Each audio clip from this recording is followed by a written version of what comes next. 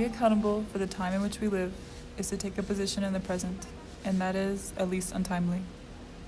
We would have to situate ourselves in respect of the contemporary of the present, and ask ourselves, what does it mean to truthfully belong to your time?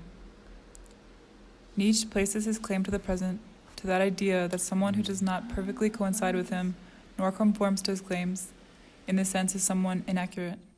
It is precisely because of this misalignment, deviation, anachronism, that one is able to perceive and glimpse their time, or at least be part of it.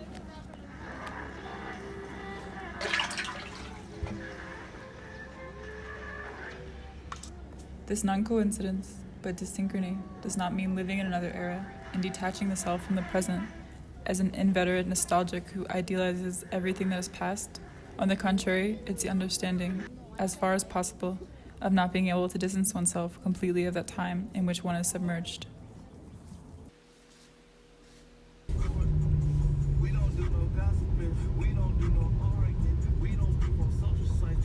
It's impossible to leave time to be able to glimpse it objectively. Those who perfectly coincide with the time in which that they live cannot be contemporaries, because it's precisely that unfolding, flooding them to such a degree that it becomes impossible to perceive it. You cannot fix your gaze on something you're a part of without reservation.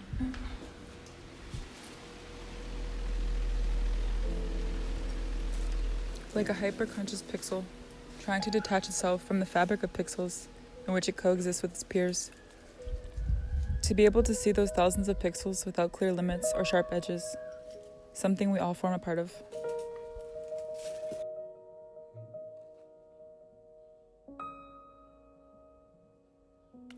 How can one visualize their own limits from within in order to be aware of the contemporary?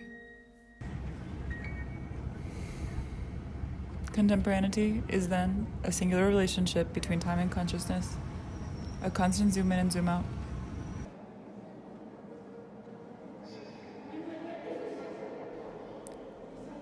AGAMBEN proposes his definition of the contemporary in his relation with time as a light. A contemporary is one who fixes their gaze on their time, not to perceive its light, but its shadows. A contemporary is one who knows how to interpret those shadows. What's beyond that light? What does that light hide?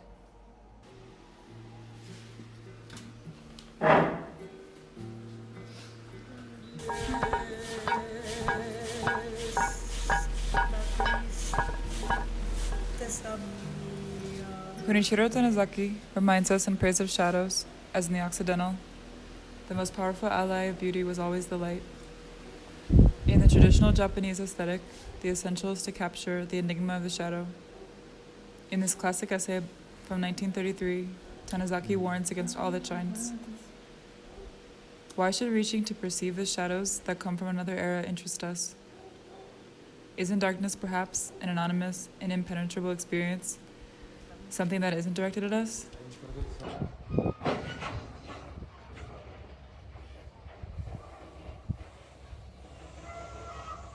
The contemporary, in AGAMBEN's words, is one who perceives the darkness of his time as something that concerns him. And for this reason, it's a question of courage, because it means not only being able to have our gaze fixed on darkness, if not also have the galaxies moving infinitely away from us, to recognize the darkness of the present, the light that without ever being able to reach us, is permanently on a journey around us. To sense this light that seeks to reach us and cannot do so, in the darkness of the present, is being a contemporary.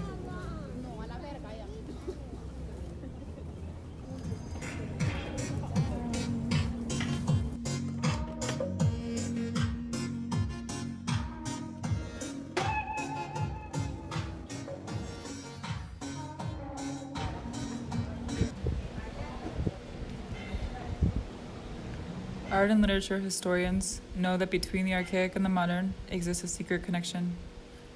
The key of the modern is hidden in the immemorial and prehistoric. The ancient world is heading to reconstruct itself towards the primordial, the avant-garde. In this sense, the access pathway to the present has the shape of an archaeology. It's our ability to listen to those experiences and those shadows.